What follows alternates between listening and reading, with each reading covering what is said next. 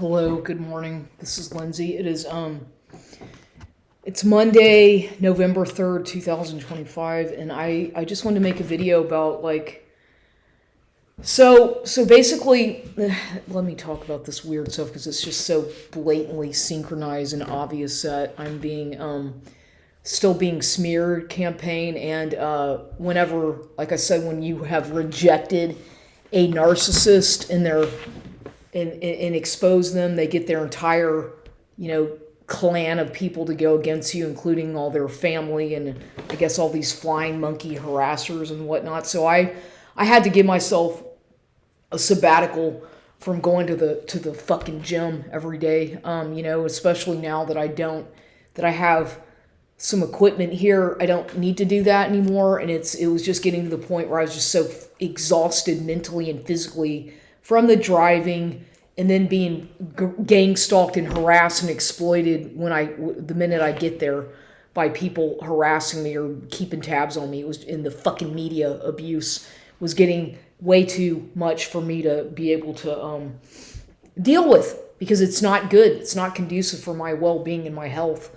It's not worth it. It's not worth it to go through all that trouble only to get fucking gang stalked and mobbed and taken advantage of like a unpaid helper, or basically just like the fucking scapegoat. And I'm not going to go through that anymore. I'm not getting paid to go through that every fucking day. And plus, it's not worth it. It's not worth anything to do that. At least for me, not now. Not in my life. It's not worth it. So, anyway, so I had this person. First of all, I met this. I went on it wasn't really even a date. This person I was speaking with on a dating site. I met up with him.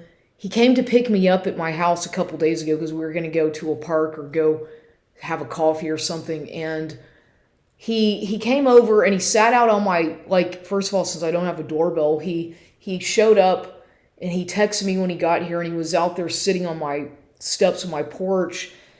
And from the minute he met me, he just basically started it's like he was already interrogating me, it felt like. And this man is somebody from Mexico.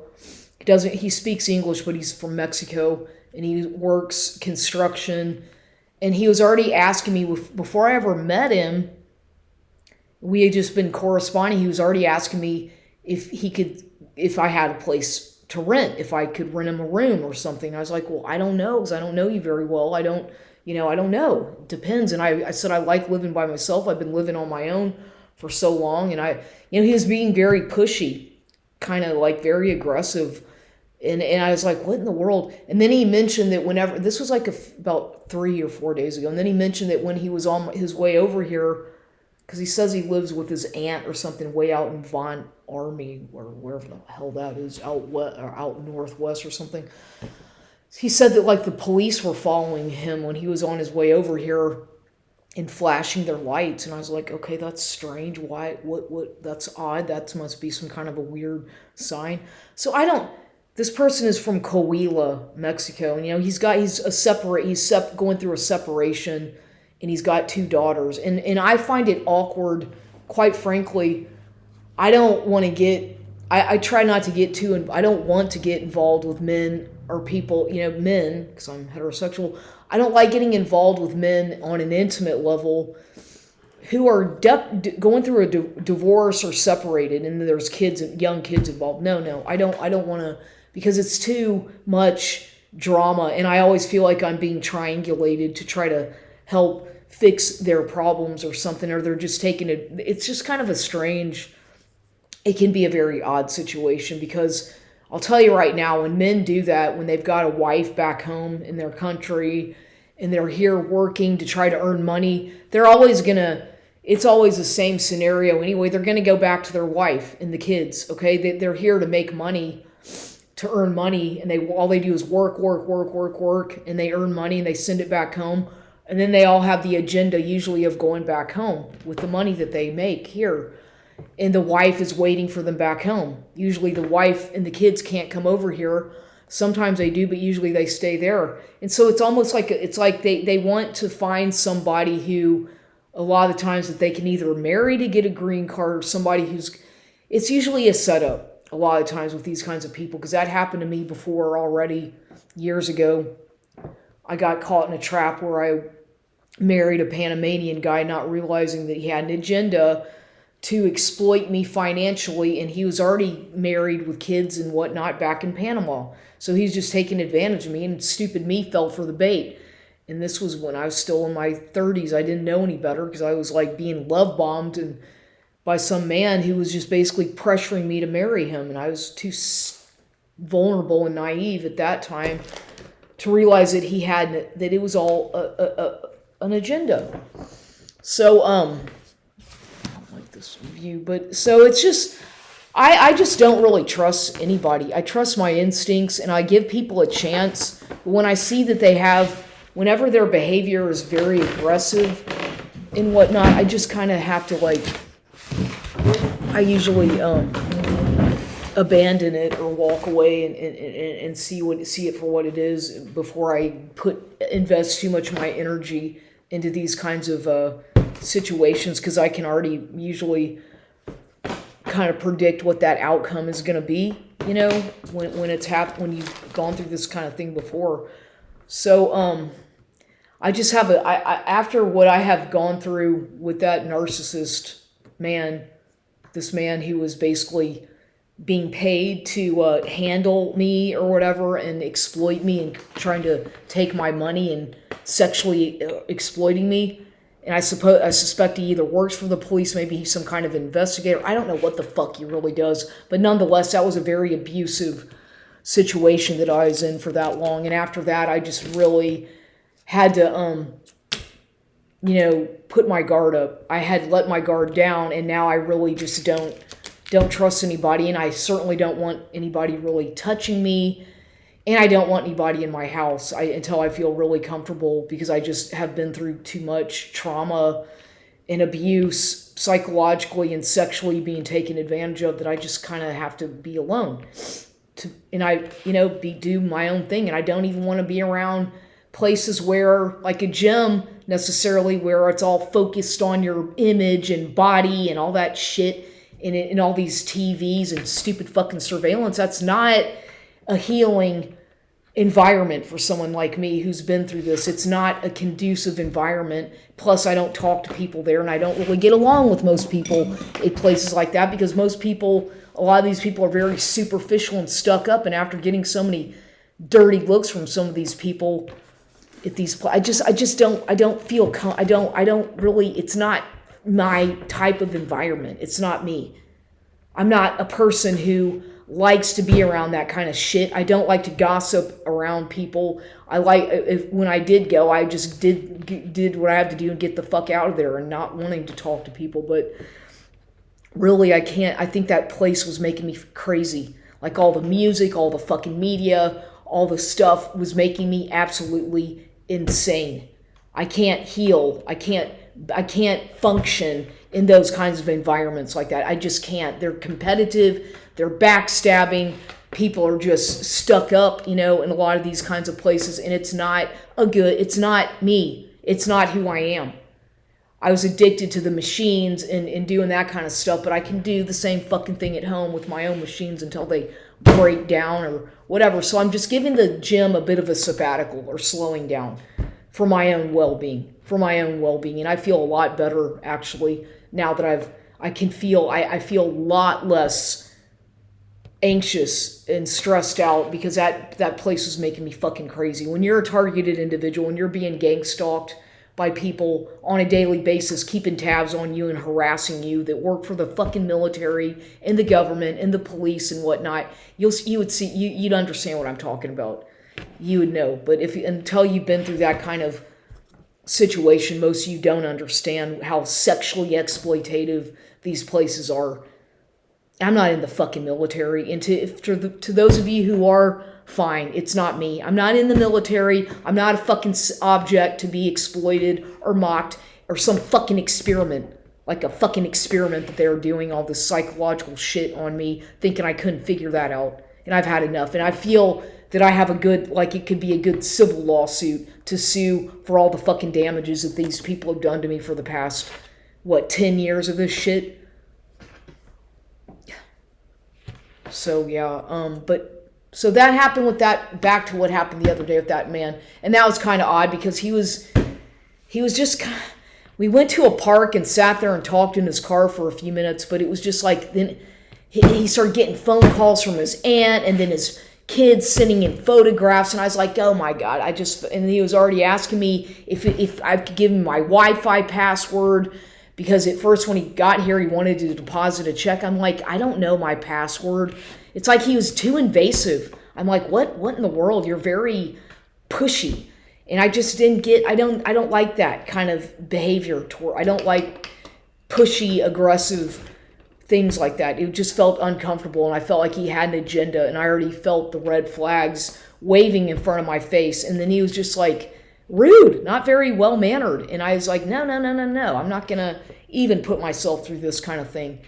You know, I don't care how good-looking the man is or whatever, or how flattering they can be. I'm not going to put myself through that kind of shit after what I've been through. I can sense all the red flags and warnings from those kinds of things.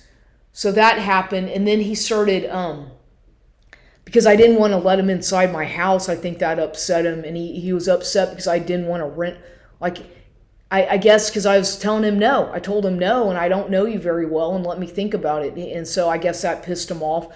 And then so later on, he started sending me text messages like on WhatsApp, like, I don't think you want a man in your life and all this shit. I'm like, what? Okay, whatever. Maybe that's not true. Maybe it's just I don't want you in my, it's like, that's not necessarily true. It's just that you and I are not compatible, I don't think, I don't think that, whatever, that... I tell you, like, there's some people who are so pushy and aggressive when that whole dating scene out there is a fucking disaster. Like, I really don't, I don't feel comfortable dating mostly anybody because nobody understands me. I don't expect anybody to understand me. And I'm at a stage in my life where, look, if you don't fucking like me, then you can just get the fuck away because I'm not going to change who I am and I'm not going to be someone who I'm not just to please someone else. I'm too old for that. So I'm not going to waste time with any of these men. And then there's another man who contacted me on Facebook, sent me a friend request, and so I accepted that. And he's like a lot younger.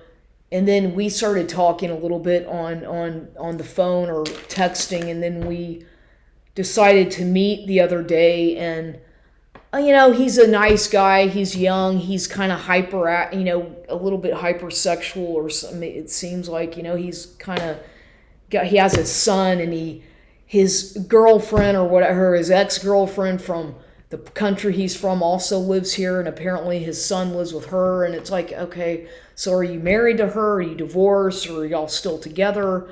So I don't know. But he was nice, and we went and met at this place to have a drink.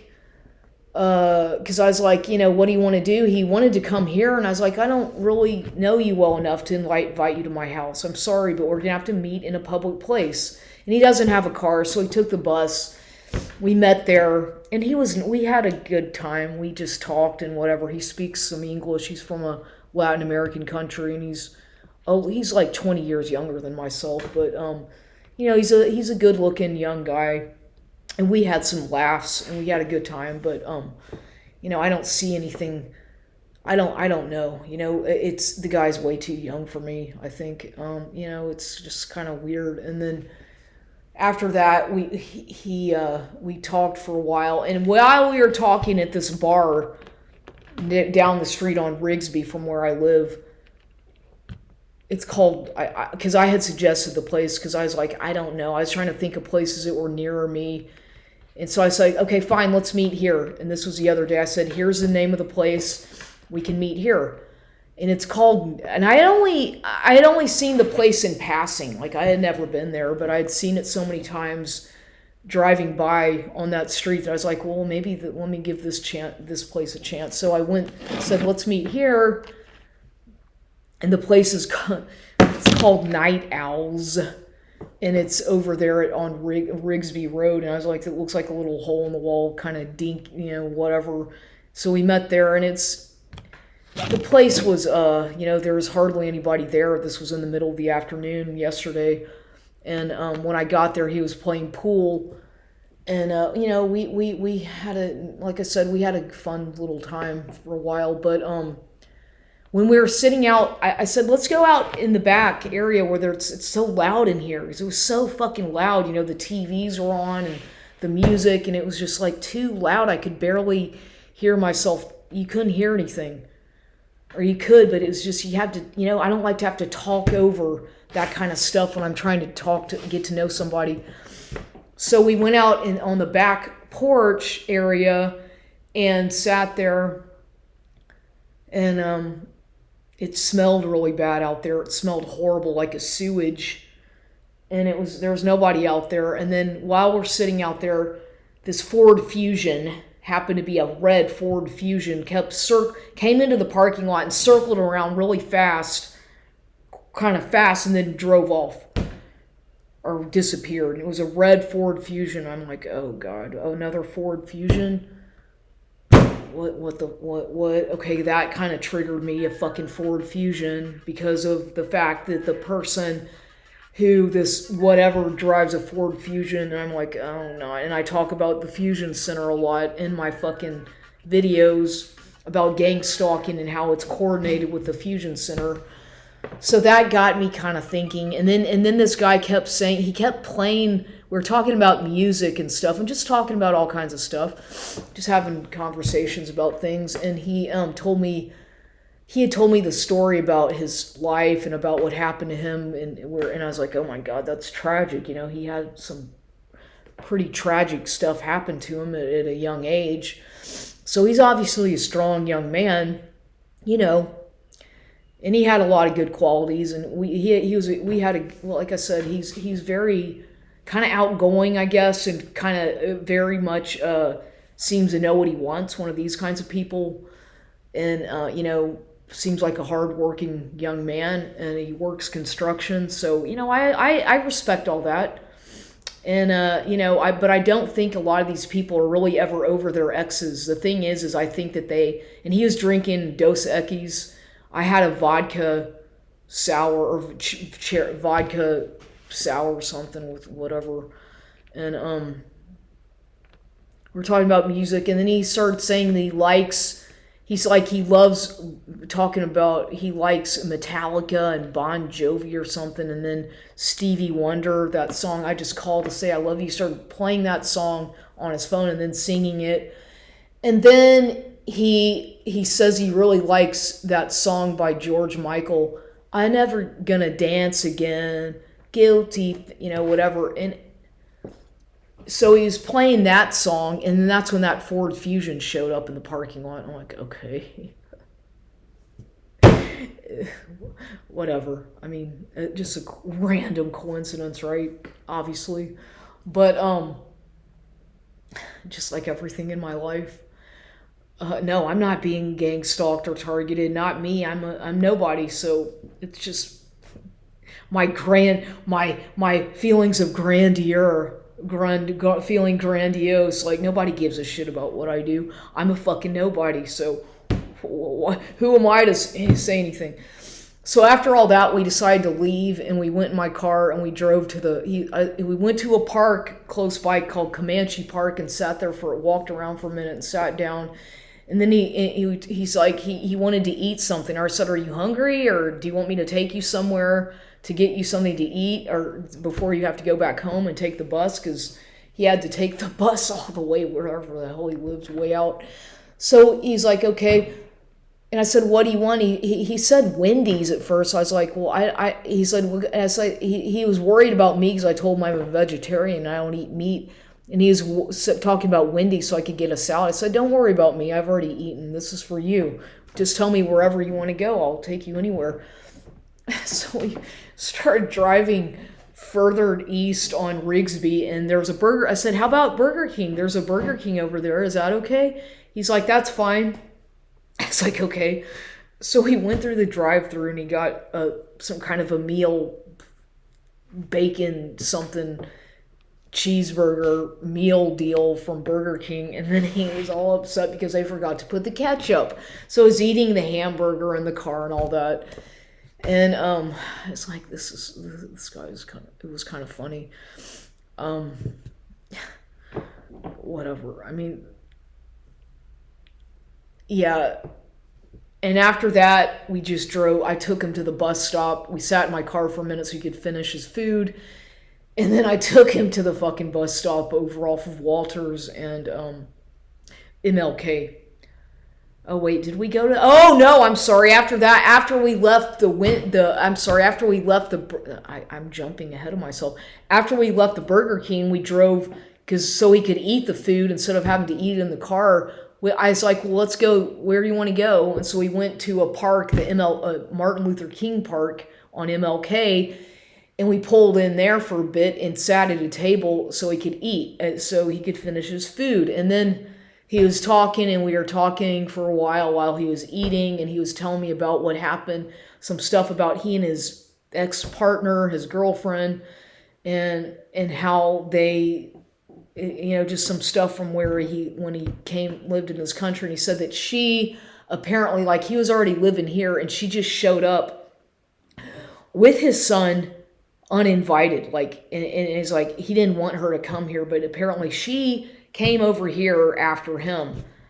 I'm like, oh, that kind of sucks. Here you are trying to build your new life for yourself, and she shows up after y'all have already broken up, but you have a child with her. So she apparently showed up here in San Antonio and lives only like a mile away from him or something, but they've got a young child, like a 9-year-old boy. So obviously, he's still quite enmeshed with that because they've got a child involved. So they're never, they're broken up, but they've got a young boy together. So obviously, in that kind of scenario, the child comes first, and he has to obviously be in contact with her because of the fact for the child. And I understand that. Obviously, I don't have a problem with that. But once again, I kind of feel like here I am being put in a situation where I have to play mediator or therapist or something. That's kind of what it feels like sometimes, where, these people have these dramatic situations with a young child, and it's like, oh God, I don't have kids. I'm not, thank God I don't, but it's kind of like it. Sometimes I feel like these people, they don't know what they want. They kind of just are just floating around here, doing a new experience in a new country, trying to make money. But they're just it's like an adventure for them. But when there's a child involved, it's not fun and games. I mean, it can be, but really, that's a big responsibility. Anybody who's got a young kid, especially living in a different country and whatnot. But you know what? To each his own. I can understand, like, things don't work out. If you have a kid with somebody and you get divorced, well, fine. There's nothing wrong with that. Move on. Find someone else. There's nothing wrong with that. You're free to live your life. But I'm just saying it's more difficult for people who have a young child and they've gone through a bad breakup or a separation or whatever, divorce, because that child, everything has to center around that kid until the kid is still young, right? So then we came back, I dropped him off the bus stop, and he was, we kissed goodbye, and that was whatever, and he was still trying to come to my house. I was like, no, you can't come to my house. I don't know you very well. Maybe another time, but no. So that was that. And so I went on, I guess that date the other day. But he was nice. He paid for the drink at the bar. He offered to buy me something to eat at the Burger King. So at least he wasn't some self-absorbed, at least he was nice in that aspect. And we laughed, and I had put some lipstick on, and I accidentally got it all on my face and so we were laughing about that. So we laughed and had a good time. We got along, we got along pretty well, but I felt like I was dating a teenager. I mean, the guy's so young. It's like I can't keep up with somebody that age, probably. But It's just kind of funny how this stuff happens. So I'm still just kind of like trying to get my company, my LLC going and all that, but it's just so confusing because I don't even, there's so much I'm trying to do at once that, it's just like all I know is that I'm just trying to take one day at a time right now, and I don't know what I'm gonna do. And I mean, I don't know right now. I'm just living one day at a time. And that's it. Now I'm okay, and I'm sure at some point I'll be going back to the gym for a bit, but right now I'm sure as a fuck not driving all the way out there, putting all that wear and tear on my car that's falling apart, that's already got 100,000 miles on it. I can't afford it unless I'm getting fucking paid. I'm not gonna fucking do that every day. Pardon my language, but I would think that I'd be at this stage of my life getting paid or to do something or have my own business or making, it's just fucked up. They make everything so difficult for me to make any fucking money because it's like it's like my identity has been stolen from me and all this stuff about who I really am and who my fucking parents are and my fake birth certificate. It's very difficult, very challenging, and I do the best I can just to survive every day. And I'll continue to try to do that for now. And I try to keep a good attitude and an open mind, but I will not let people push me over my limits or take advantage of me because I'm only one person. So there.